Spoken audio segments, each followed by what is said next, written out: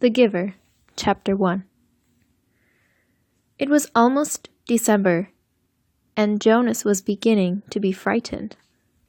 No, wrong word, Jonas thought. Frightened meant that deep, sickening feeling of something terrible about to happen. Frightened was the way he had felt a year ago, when an unidentified aircraft had overflown the community twice. He had seen it both times.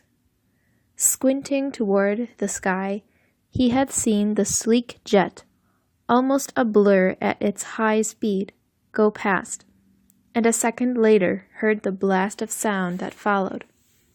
Then, one more time, a moment later, from the opposite direction, the same plane. At first, he had been only fascinated. He had never seen aircraft so close, for it was against the rules for pilots to fly over the community. Occasionally, when supplies were delivered by cargo planes to the landing field across the river, the children rode their bicycles to the riverbank and watched, intrigued, the unloading and then the takeoff directed to the west, always away from the community. But the aircraft a year ago had been different. It was not a squat, fat-bellied cargo plane, but a needle-nosed, single-pilot jet. Jonas, looking around anxiously, had seen others, adults as well as children, stop what they were doing and wait, confused, for an explanation of the frightening event. Then all of the citizens had been ordered to go into the nearest building and stay there immediately. The rasping voice through the speakers had said, "Leave your bicycles where they are." Instantly, obediently, Jonas had dropped his bike on its side on the path behind his family's dwelling. He had run indoors and stayed there alone. His parents were both at work, and his little sister Lily was at the child care center where she spent her after-school hours. Looking through the front window, he had seen no people. None of the busy afternoon crew of street cleaners, landscape workers, and food delivery people who usually populated the community at that time of day. He saw only the abandoned bikes here and there on their sides. An upturned wheel on one was still revolving slowly. He had been frightened then.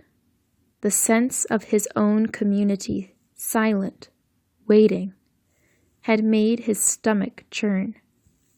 He had trembled. But it had been nothing. Within minutes, the speakers had crackled again, and the voice, reassuring now and less urgent, had explained that a pilot in training had misread his navigational instructions and made a wrong turn. Desperately, the pilot had been trying to make his way back before his error was noticed. "Needless to say, he will be released," the voice had said, followed by silence. There was an ironic tone to that final message, as if the speaker found it amusing. And Jonas had smiled a little, though he knew what a grim statement it had been. For a contributing citizen to be released from the community was a final decision, a terrible punishment, an overwhelming statement of failure. Even the children were scolded if they used the term lightly at play, jeering at a teammate who missed a catch or stumbled in a race. Jonas had done it once, had shouted at his best friend, "That's it, Asher, you're released!" when Asher's clumsy error had lost a match for his team. he had been taken aside for a brief and serious talk by the coach, had hung his head with guilt and embarrassment, and apologized to Asher after the game. Now, thinking about the feeling of fear as he pedaled home along the river path, he remembered that moment of palpable, stomach-sinking terror when the aircraft had streaked above. It was not what he was feeling now, with December approaching. He searched for the right word to describe his own feeling. Jonas was careful about language, not like his friend Asher, who talked too fast and mixed things up, scrambling words and phrases until they were barely recognizable, and often very funny. Jonas grinned, remembering the morning that Asher had dashed into the classroom, late as usual, arriving breathlessly in the middle of the chanting of the morning anthem. When the class took their seats at the conclusion of the patriotic hymn, Asher remained standing to make his public apology, as was required. "I apologize for inconveniencing my learning community." Asher ran through the standard apology phrase rapidly, still catching his breath. The instructor and class waited patiently for his explanation. The students had all been grinning because they had listened to Asher's explanations so many times before. "I left home at the correct time, but when I was riding along near the hatchery, the crew was separating some salmon. I guess I just got distraught watching them. I apologize to my classmates," Asher concluded. He smoothed his rumpled tunic and sat down. "We accept your apology, Asher." The class recited the standard response in unison. Many of the students were biting their lips to keep from laughing. "I accept your apology, Asher," the instructor said. He was smiling. "And I thank you because once again you have provided an opportunity for a lesson in language. Distraught is too strong an adjective to describe salmon viewing." He turned and wrote "distraught" on the instructional board. Beside it, he wrote "distracted." Jonas, nearing his home now, smiled at the recollection. Thinking still, as he wheeled his bike into its narrow port beside the door, he realized that frightened was the wrong word to describe his feelings. Now that December was almost here, it was too strong an adjective. He had waited a long time for this special December. Now that it was almost upon him, he wasn't frightened, but he was eager, he decided. He was eager for it to come. And he was excited, certainly. All of the 11s were excited about the event that would be coming so soon. But there was a little shudder of nervousness when he thought about it, about what might happen.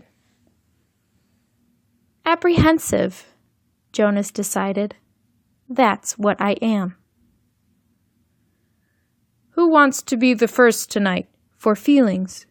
Jonas's father asked at the conclusion of their evening meal. It was one of the rituals, the evening telling of feelings.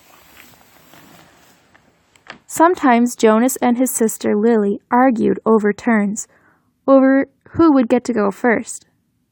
Their parents, of course, were part of the ritual. They, too, told their feelings each evening. But like all parents, all adults, they didn't fight and wheedle for their turn. Nor did Jonas tonight. His feelings were too complicated this evening. He wanted to share them, but he wasn't eager to begin the process of sifting through his own complicated emotions. even with the help that he knew his parents could give. "You go, Lily," he said, seeing his sister, who was much younger, only 7, wiggling with impatience in her chair. "I felt very angry this afternoon," Lily announced. "My childcare group was at the play area, and we had a visiting group of 7s, and they didn't obey the rules at all. One of them, a male, I don't know his name, kept going right to the front of the line for the slide, even though the rest of us were all waiting. I felt so angry at him, I made my hand into a fist, like this." She held up a clenched fist, and the rest of the family smiled at her small, defiant gesture. "Why do you think the visitors didn't obey the rules?" Mother asked. Lily considered and shook her head. "I don't know. They acted like animals," Jonas suggested. He laughed. "That's right," Lily said, laughing too. "Like animals." Neither child knew what the word meant exactly, but it was often used to describe someone uneducated or clumsy, someone who didn't fit in. "Where were the visitors from?" Father asked. Lily frowned, trying to remember. "Our leader told us when he made the welcome speech, but I can't remember. I guess I wasn't paying attention. It was from another community. They had to leave very early, and they had their midday meal on the bus." Mother nodded. "Do you think it's possible that their rules may be different, and so they simply didn't know what your play area rules were?" Lily shrugged and nodded. "I suppose."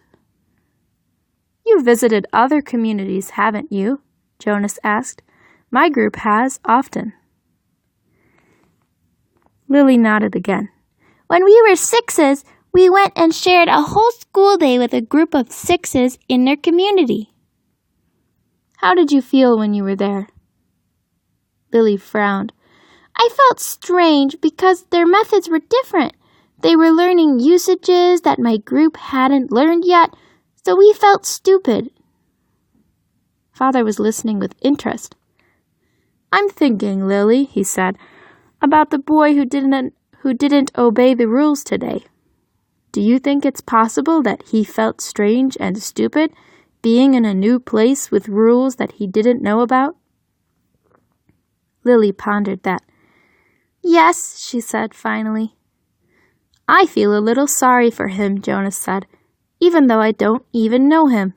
I feel sorry for anyone who is in a place where he feels strange and stupid." "How do you feel now, Lily?" Father asked. "Still angry?" "I guess not," Lily decided. "I guess I feel a little sorry for him, and sorry I made a fist." She grinned. Jonas smiled back at his sister. Lily's feelings were always straightforward, fairly simple, usually easy to resolve. He guessed that his own had been, too, when he was 7.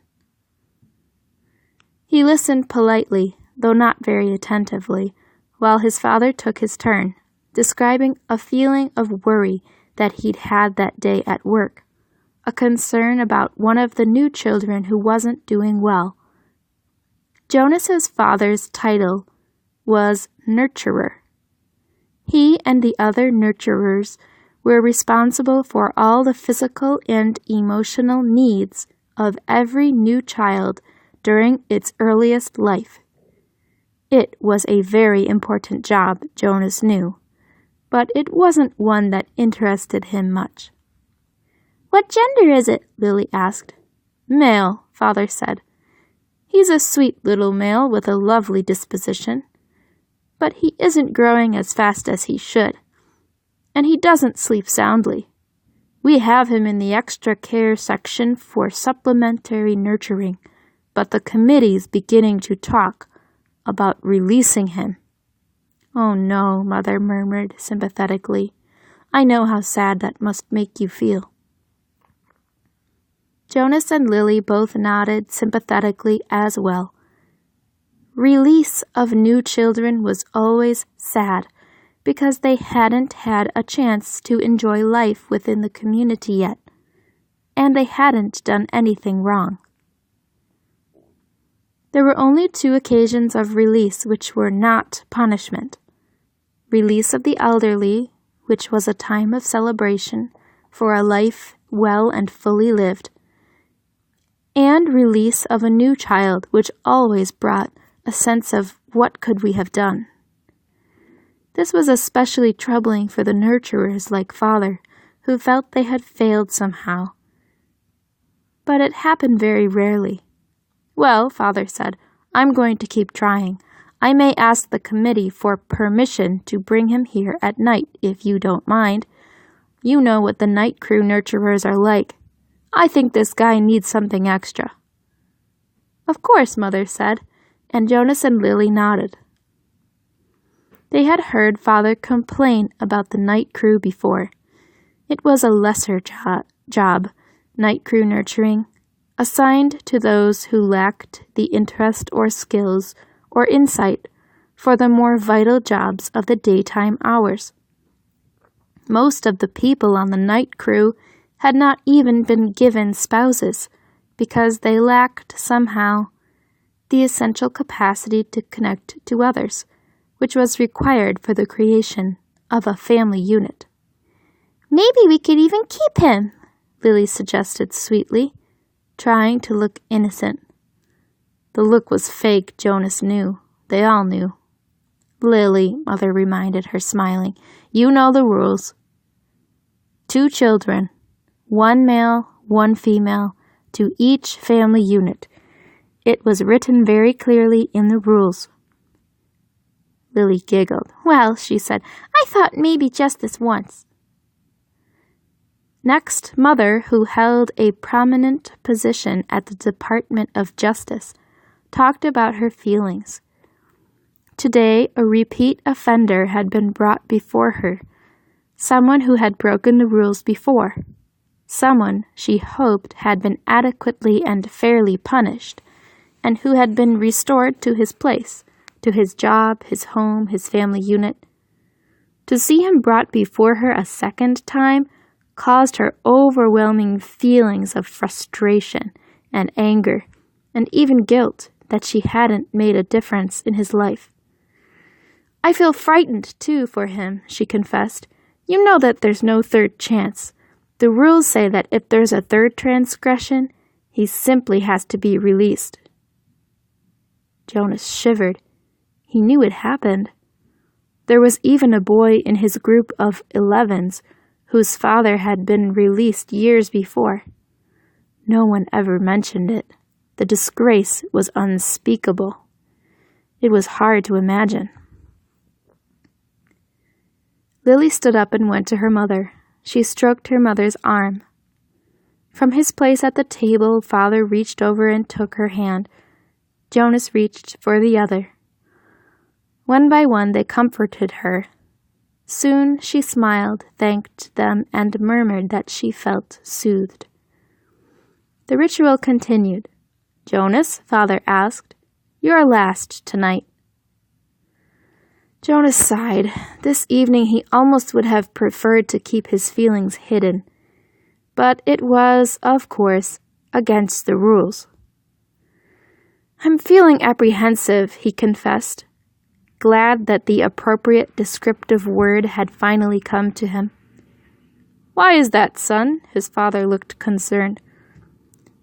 I know there's really nothing to worry about, Jonas explained, and that every adult has been through it. I know you have, Father, and you too, Mother, but it's the ceremony that I'm apprehensive about. It's almost December. Lily looked up, her eyes wide. The ceremony of 12, she whispered in an awed voice. Even the smallest children, Lily's age and younger, knew that it lay in the future for each of them. I'm glad you told us of your feelings, Father said. Lily, Mother said, beckoning to the little girl, go on now and get into your night clothes. Father and I are going to stay here and talk to Jonas for a while. Lily sighed, but obediently she got down from her chair. "Privately?" she asked. Mother nodded. "Yes," she said. "This talk will be a private one with Jonas."